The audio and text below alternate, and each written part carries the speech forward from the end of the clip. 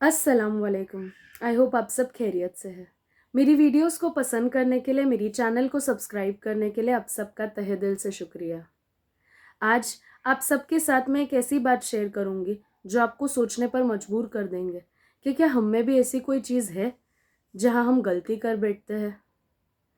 एक reality show था जो सालों से मेरा टॉप फेवरेट शो रहा है, जिसकी मैं राह देखती थी कि ये शो हर साल आता है और इसे मैं देखूंगी। और इस शो के जो कॉन्टेस्टेंट्स होते थे उनको मैं फॉलो करती थी और मुझे बड़ा ही क्रेज़ था इस शो का। और जब ये साल की शुरुआत हुई, अल्हम्दुलिल्लाह, अल्लाह ने बहुत सारी चीज़ें मेरे अंदर चेंज की, अल्लाह ने मुझे हिदायत दी और मैंने अपने अंदर बहुत सारे चेंजेस किए। और जो सबसे बड़ा चेंज ये साल मैंने अपने अंदर लाया वो था कि ये रियलिटी शो मैंने देखना छोड़ दिया। मुझे एहसास हुआ कि मैं आखिर कर क्या रही हूँ, मैं क्या देख रही हूँ। क्योंकि कभी कभी है ना, हमें ऐसा लगता है कि ये चीज़ हमें पसंद है, बट एक्चुअली वो हमारे नेचर से, हमारे जो कहते हैं ना, हमारी जो कैरेक्टरिस्टिक्स है, हम जो है इंसान, उससे काफ़ी परे होती है। वो एक डार्क साइड होती है जो सही नहीं होती, जो गलत होती है। और जो हम, जैसे कि फॉर एग्जाम्पल हम 5 मिनट के लिए अपना फ़ोन भी इस्तेमाल कर रहे हैं, तो हमें अब गौर करना शुरू कर देना चाहिए कि हम क्या देख रहे हैं उसके अंदर। वो 5 मिनट के अंदर हम अपने मोबाइल में जो देख रहे हैं वो सबकॉन्शियसली हमारे बिहेवियर में, हमारे एक रोज़मर्रा की ज़िंदगी में अंदर जाता जा रहा है, हमारे नसों में जा रहा है वो चीज़ें। तो वो शो का नाम है बिग बॉस। ऑनेस्टली बोलूँगी, जब से बिग बॉस स्टार्ट हुआ है, मतलब मैं स्कूल में थी जब बिग बॉस स्टार्ट हुआ था और मुझे बहुत पसंद था देखना, मेरा फेवरेट शो था। इनफैक्ट लास्ट जो मैंने बिग बॉस देखा था उसके मेन कंटेस्टेंट्स थे आसिम, सिद्धार्थ शुक्ला। बहुत फ़ैन थी मैं ये सब की, बहुत मुझे देखना पसंद था। बट ये जो पिछले जो 2 साल गए ना, उसके बाद एक बोलते हैं ना, हम कभी कभी इंट्रोस्पेक्ट करते हैं कि हम क्या देख रहे हैं, हम मतलब हम क्या अंदर क्या जा रहा है हमारे।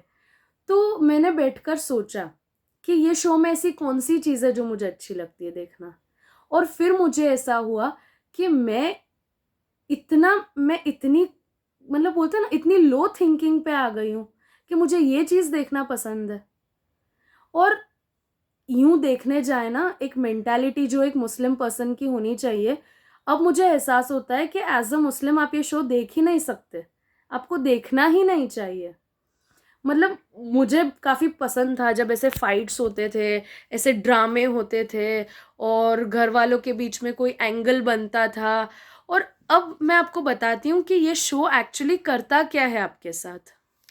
देखिए, ये शो की एक डिमांड है कि इसमें मसाला होना चाहिए, झगड़े होने चाहिए, बेइज्जती होनी चाहिए एक दूसरे की, किसी की जो बाहर की बातें हैं या किसी की जो पर्सनल लाइफ की बातें हैं, लोग उन सारी चीज़ों के मज़े लेते हैं सोशल मीडिया पे। 100 150 कैमरास लगे होते हैं घर में और आपके हर एंगल को देख रहे होते हैं। और जो दुनिया है वो ये समझती है कि हम जो देख रहे हैं ना इस इंसान को, ये इसकी रियल पर्सनालिटी है, ये इसकी रियल पर्सनालिटी बाहर आ रही है।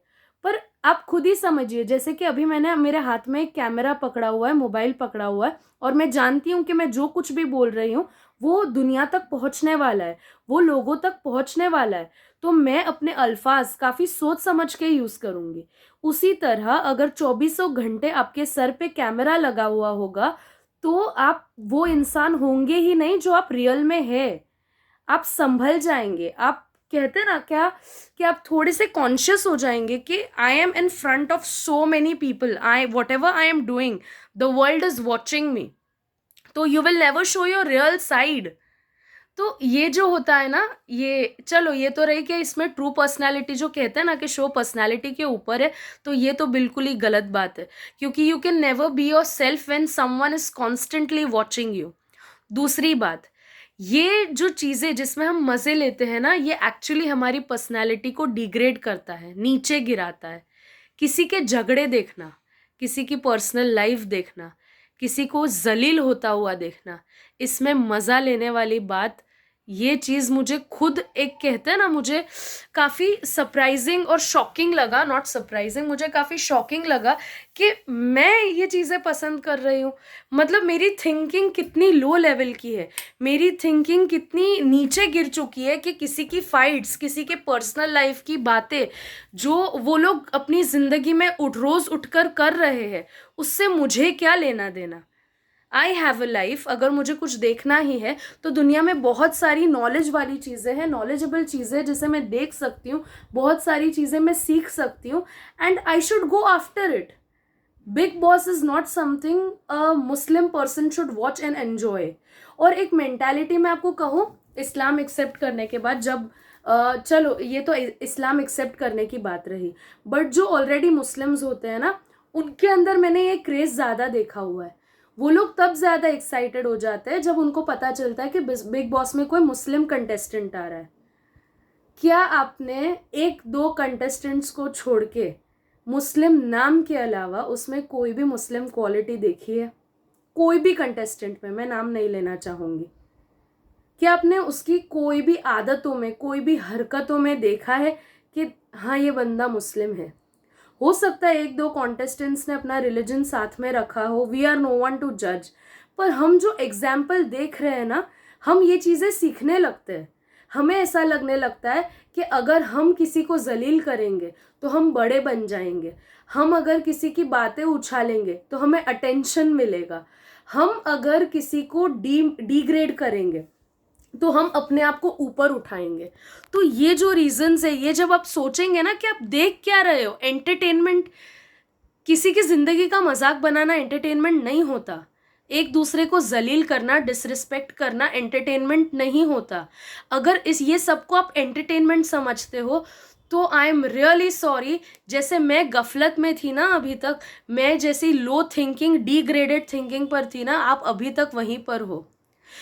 अगर मैं ये चीज़ समझ सकती हूँ तो मैं ये उम्मीद रखती हूँ कि मेरी ऑडियंस जो मेरी वीडियोस ओपन करके देखते हैं रोज़, वो लोग भी ये सोचे कि ऐसी चीज़ें ना देखें इंटरनेट पर, ऐसी चीज़ें टेलीविज़न पर ना देखें जिससे हमारी सोच गिरने लगे, जिससे सबकॉन्शियसली हम एक गलत इंसान बनने लगे।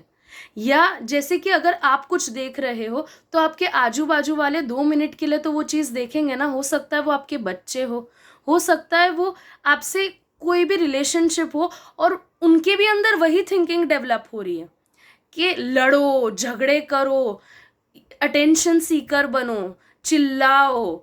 ये सारी चीज़ें हैं ना, ये हमारी चीज़ नहीं है, ये हमें पसंद आने वाली चीज़ें नहीं है। और बहुत सारी चीज़ें इंटरनेट पे है जो इतनी इंस्पायरिंग होती है, इतनी मोटिवेटिंग होती है, इतनी नॉलेजेबल होती है। इतने सारे लोग हैं जो मेहनत करके इंटरनेट पे नॉलेजेबल वीडियोस डालते हैं, जो आर्ट एंड क्राफ्ट पोर्ट्रे करते हैं। बहुत सारी चीज़ें दुनिया में है देखने के लिए। तो मैं आप सबसे रिक्वेस्ट करूँगी कि मेरी तो आंखें अल्लाह ने खोल दी अल्हम्दुलिल्लाह, और आंखें खुलने के बाद पता चल रहा है कि मैं कितनी गफलत में थी, कितनी रॉन्ग चीज़ें देख रही थी। I was just being a sadist by watching that, you know. किसी को तकलीफ में देखकर अगर तुम्हें खुशी मिलती है then you are a sadist. और बिग बॉस देखना सीरियसली अब ऐसा लगता है कि क्यों देख रहा है कोई इंसान ऐसे शो जिसपे कॉन्स्टेंटली किसी की पर्सनल लाइफ बाहर आ रही है, जिसमें कॉन्स्टेंटली एक दूसरे को जलील किया जा रहा है, जहाँ कंटिन्यूसली कोई इंसान वो बनने की कोशिश कर रहा है जिससे वो लाखों किलोमीटर दूर है। इसीलिए जैसे मैंने खुद को रोक लिया, जैसे मैंने खुद को संभाल लिया, समझा लिया, मैं कोशिश करूँगी कि मेरी वीडियो के थ्रू आप लोग समझेंगे कि मैं कहना क्या चाहती हूँ। मेरी कोई पर्सनल दुश्मनी नहीं है, बस मैं ये कहना चाहती हूँ कि जो आप देख रहे हैं सबकॉन्शियसली आपके अंदर वो इंसान डेवलप होने लगता है।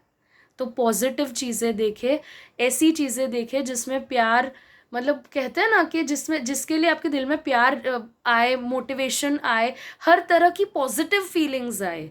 ऐसी चीज़ें मत देखिए जिससे हमारा खुद का दिमाग खराब हो जाए और हम instead of being a better person we just take a step behind, you know, we take a step back instead of moving forward.